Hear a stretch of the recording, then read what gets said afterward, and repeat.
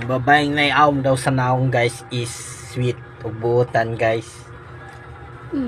Pero ang tinuod guys, mana sila ang mga maldita og tandugon ug utok guys. Para siya guys, so naiawm sa naong guys. Nagkape siya guys. Ug nagkuan guys, nagpan. Pagkaon na ba? Mana siya, buotan na siya guys. Pero ang tinuod guys, maldita rin na siya guys. Tinuod kan guys. Naiawm sa naong guys. Pagkaon na. Kauna narinig guys, sikat ba yan si Facebook guys, sikat ba yan si Facebook guys, daghan yung tanaw niya guys, Sikat-sikat mo na. sikat lagi siya guys, kaya maabot 1k ang viewers guys.